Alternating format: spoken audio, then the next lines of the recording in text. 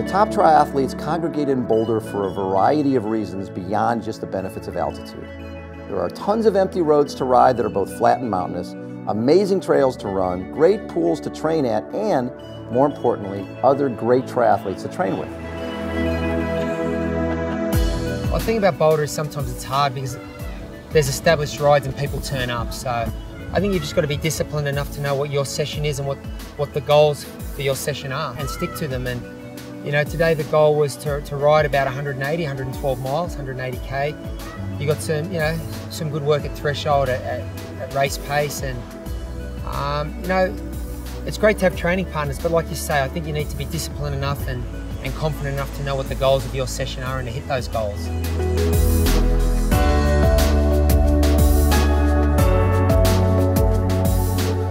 Whether it's a race or training, I just love to challenge myself.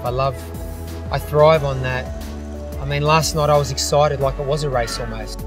I get to test myself again, and for me that's what it's all about. It's a personal challenge to be the best I can be. It's a very simple thing, but it's a commitment I made to myself a long time ago, and I love it. I don't get tired of it. I must say, for me, the motivation, the fire still burns as strong as ever.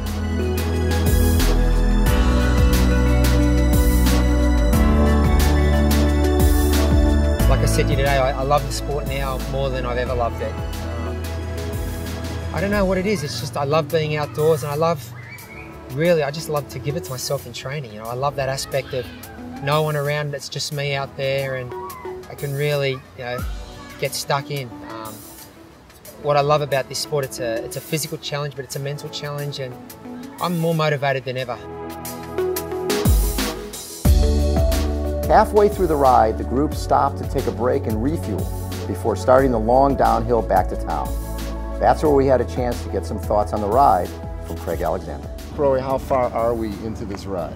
We're 60 miles in, and we've got probably another 45 to go. So yeah, the purpose of the ride is obviously we've just climbed 26 miles and just try and keep the power steady. Right. Now we drop back down to 5,500 feet. We're at nearly 8,000 up here. Okay. And the last hour of the ride, just try and hold Ironman pace. So you know, push a bit of extra power, high watts, and then the run off the bike. So did you keep it in big sprocket coming up a lot of that climb?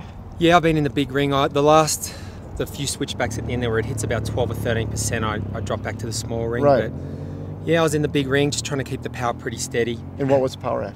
It was sitting around 250 watts, so pretty steady, which is good, you know, when you consider you're getting up to 8,000 feet. Right. Obviously it's harder to maintain power at that altitude, but you know, you don't want to go at race pace, but this time of the year, 8 weeks out, I think I try to push the rides a little more.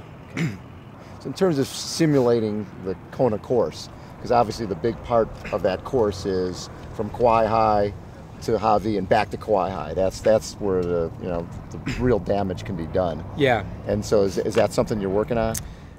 Yes and no. I think obviously you train horses for courses, so you train for that course. Right.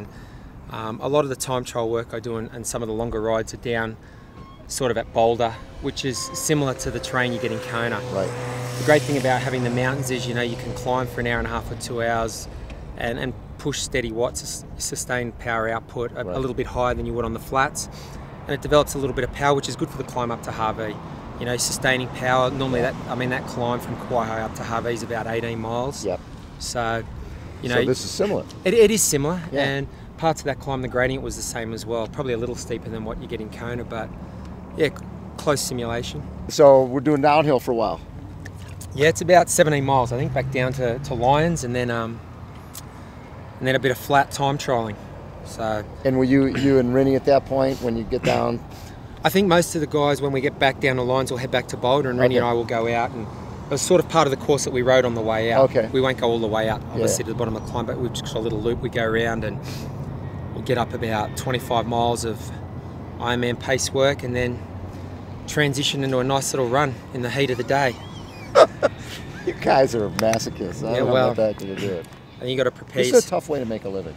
It is, but you know, I mean, look at our office. It could be worse. Exactly. Yeah, so it is tough. That's part of the challenge. If it was easy, everyone would be doing it. So. Exactly.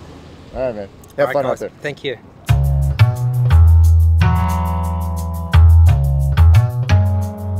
Craig led the way down the grade.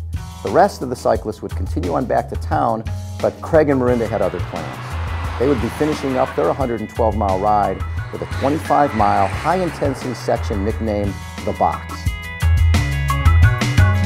Craig gave Mirinda a 6-minute head start before heading off on the 2-loop course that they would ride at Ironman pace to simulate the last 25 miles of the Queen K Highway. Craig's goal was to go as hard as he could and hopefully ride Mirinda down. I was very tactical last year, and I mean, Mac had been vocal all year about trying to get the guys to work with him, and they did. And they were very smart in the way they did it. I think as defending champion, I was expected to close all the gaps, and I was able to do that for 60 miles. And I think the gap opened just before Harvey, and those guys were able to work together and really consolidate it. And that's the way it was. Our group didn't want to work. And I didn't expect anyone to work for me. I would have liked someone to work with me. I sat on the front of that group for 30 or 40 miles. It was a learning experience, and I think I've been fortunate. I've had a great run in Kona. I got a good record there, and it's something I'm proud of. I think it's one thing to win. It's another thing to be consistent every time. You're not going to win every time out. There's just too many good people out there.